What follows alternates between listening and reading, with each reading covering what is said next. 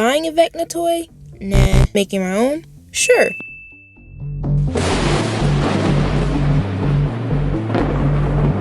After spending hours sculpting this guy in Blender, I printed him out using a combination of two printers. His body is printed out of filament while his arms and head are out of resin. Since my ender was in a good mood, these pieces turned out way better than I expected. I thought there might be some bare-ish spots because the printer wouldn't capture all the details. But even though it didn't print the super fine details, it did really well with the rest. There's still a few things I need to fix though, like minor misprints on the legs, the fact that his torso is split in half, and some holes through his butt, which I fixed with some epoxy sculpt. Which, by the way, if you're interested in exactly how I sculpted him from scratch, make sure you check out this video.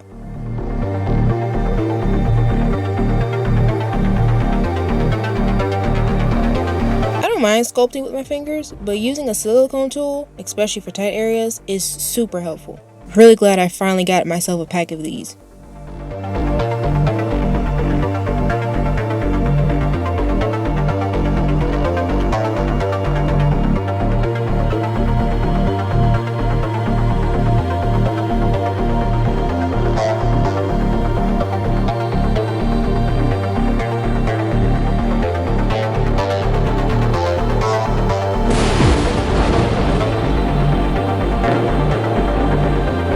With the prep work done for all the pieces I had printed at this point, we can start painting.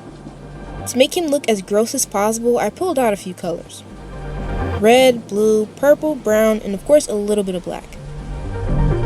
I randomly mixed these colors together and watered down the paint so everything flows nicely. Using just one color, like red, would have made him look super flat, but adding these purples and blues makes him look more alive and gross. Especially with what I cover these pieces in later. For this round of painting, I'm pretty much just going in with layers and layers of washes. Which, if you don't know, is when you really water down the paint and just smack it on the surface.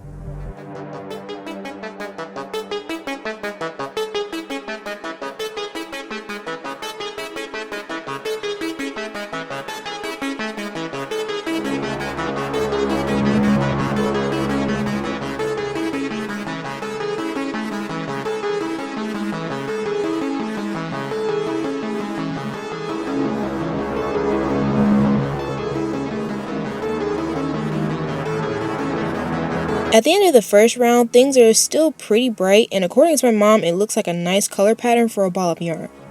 But his pleasant appearance doesn't last long because after the second layer of washes, I go in with a black mixture to bring everything down and seep into the crevices. The trick with this part is that I don't use straight black.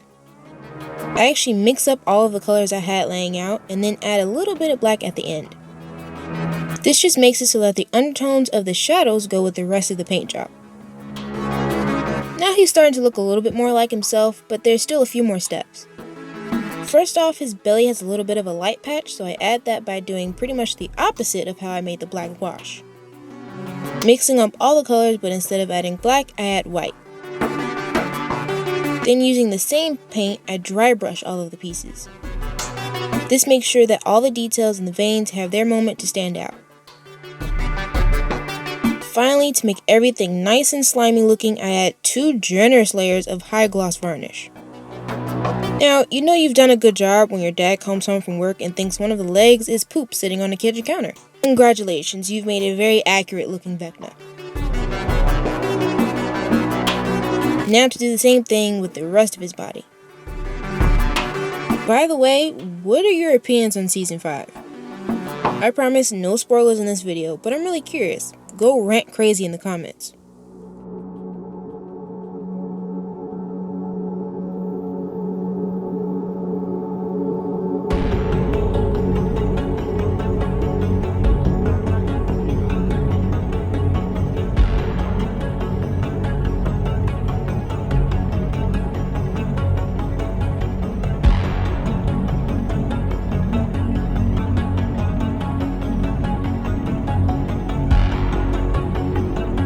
When everything is dry, I can finally see how he looks put together by stringing him with elastic.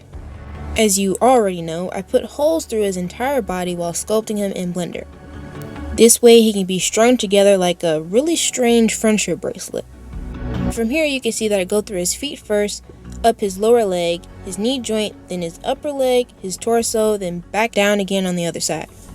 I for some reason didn't do it this time, which is why he was harder to string than usual, but using a sewing needle and some thread can help a lot with guiding the elastic through.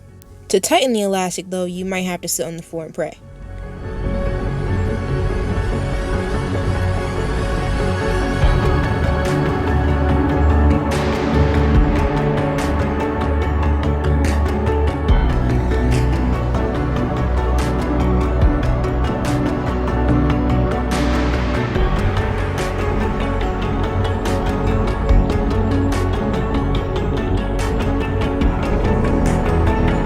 I do the same process to his arms, and here's how he's looking.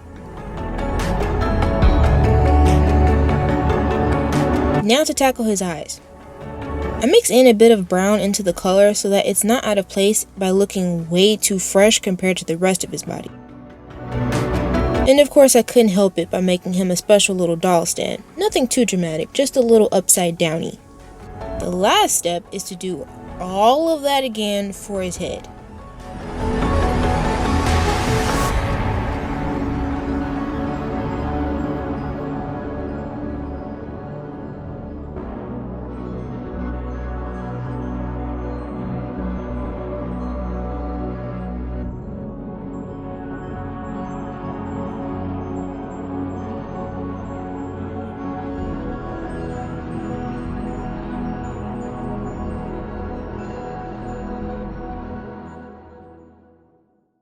And now with all of that done, it's finally time to see the final doll.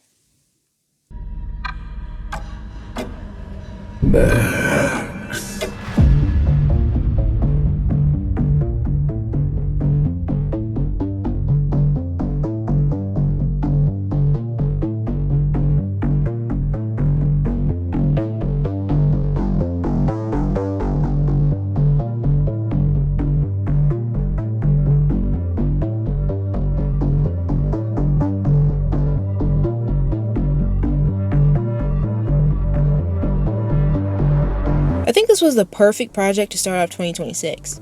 One of the things I want to focus on this year is playing around with different textures. This was definitely great practice. Oh, and if you're interested in owning this one-of-a-kind Vecna doll for yourself, make sure you check out the Etsy shop listed in the description. And finally, whether you thought Season 5 was underwhelming or enjoyed it, I hope you all have a wonderful start to the new year. Thanks for watching, stay sweet, and I'll see you next time.